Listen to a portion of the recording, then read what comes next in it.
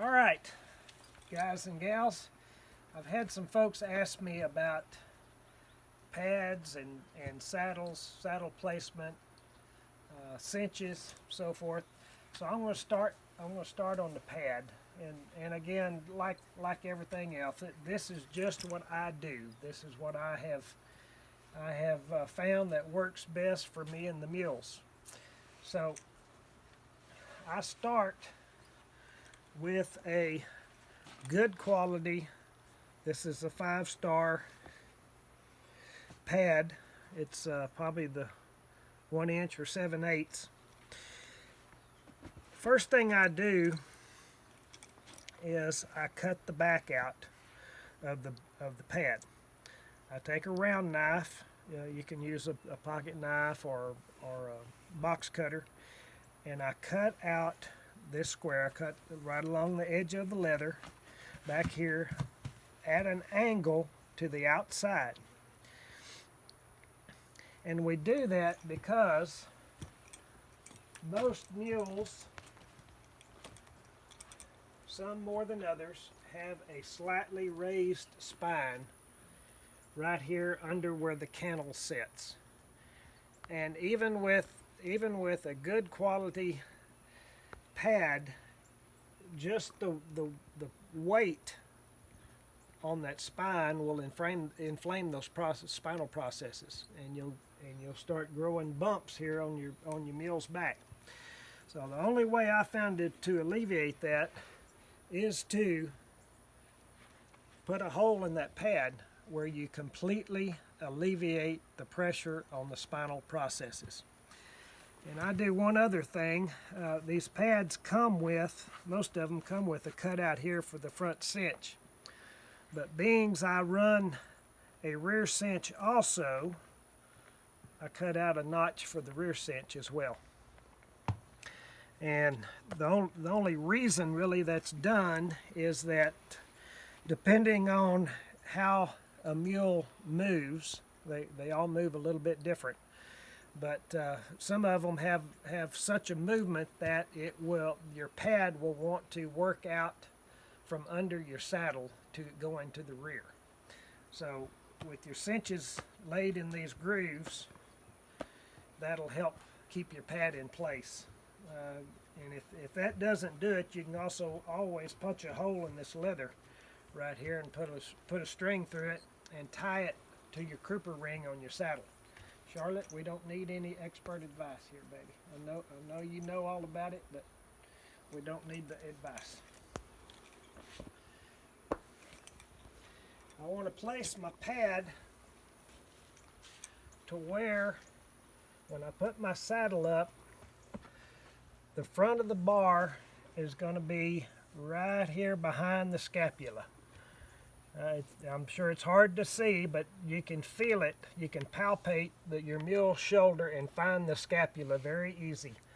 Now I want the front of the bar to be about 2 fingers width behind the scapula, which is right about there. So when I put my saddle up, the front of the saddle bar ought to be right about there.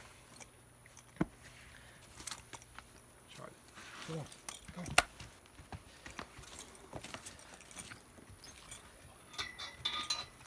These old Western saddles are a little bit on the heavy side. It doesn't really matter if they're made very well at all. They're gonna weigh a little bit. Just as a side note, I found that if you'll grab these things like so, put it on your hip, stand up here at the front shoulder, and give it a swing. You don't have to lift the saddle. You let centrifugal force put it up there.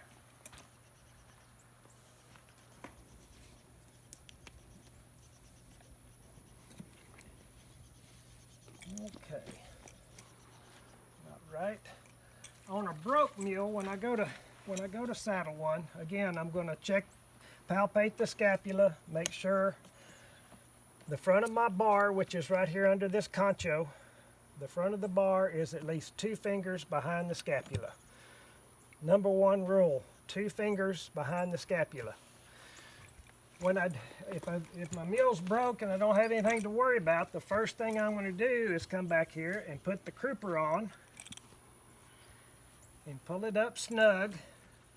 So if my mule moves around during the saddling process, my saddle isn't going to creep up and get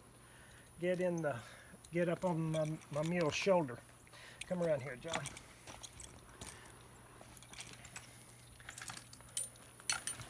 Because I'm running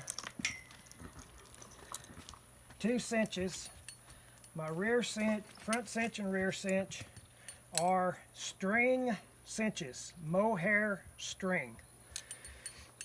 The reason that's important, when you get back here on the belly of your mule, a leather rear cinch, a neoprene rear cinch, a rigid type rear cinch will not conform to your mule's belly.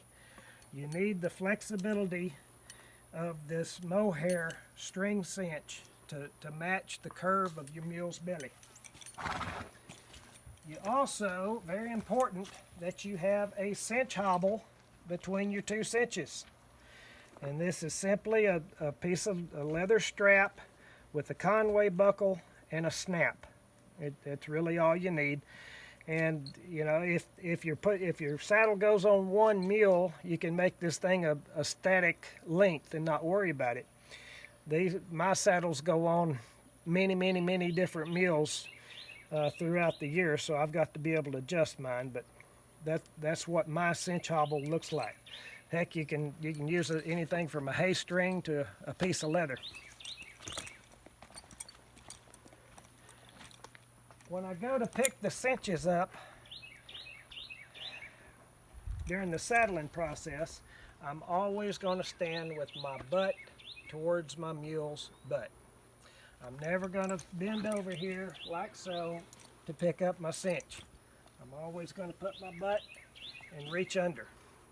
Your mule probably will never kick you on purpose, but he may be kicking at a fly. There's no reason to take the chance. Again, I'm going to put my rear cinch on first.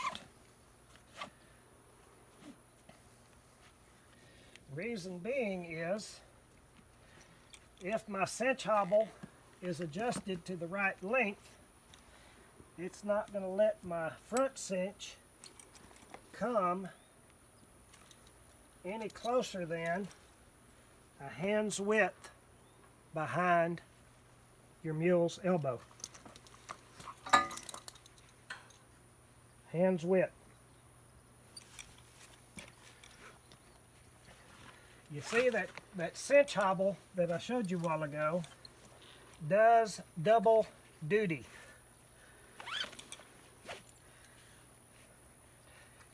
It not only keeps the rear cinch from migrating too far back in your mule's flank, but it also keeps the front cinch from getting up here behind your mule's elbow and galding him. If you let your cinch, if you saddle your mule where your cinch is right up behind your mule's front leg, you will gall them every time. You've got to get that cinch back here a hand's width behind that elbow. You can see here what I was talking about with the cutouts in the saddle. Your cinches lay right in those grooves, so it goes a long way to stabilizing your pad, keeping it from moving back while you're riding. Okay. My breast collar, and again, guys, this is just something that I've learned that works well for me. I like a pulling style breast collar. And I like the pulling collar because if this breast collar is going to be used, it's going to be because I'm actually pulling something off of the horn, pulling something forward off the horn, which would want to move the saddle back when if the saddle ever tried to slip back, then this breast collar would catch it and keep it from doing so. You see a lot of collars that come across the shoulder, come across under the throat, cut the wind off, interfere with the movement of the shoulder. These pulling collars lay right here on the front flat part of that shoulder, right where a pulling collar would lay if this animal was hitched and being driven. The collar that goes around their neck would lay right here, the same place the pulling collar on this saddle does. So that, and I get it in the right place by crossing these tugs up here on the cantle. You can see this one on this side goes on the off side, and this one comes around to the near side. Pinching them together up there at the front helps them stay up here on the flat part of the shoulder where it should be. Okay, I think that's about all that's all I can think about saying about the saddle and the pad and so forth.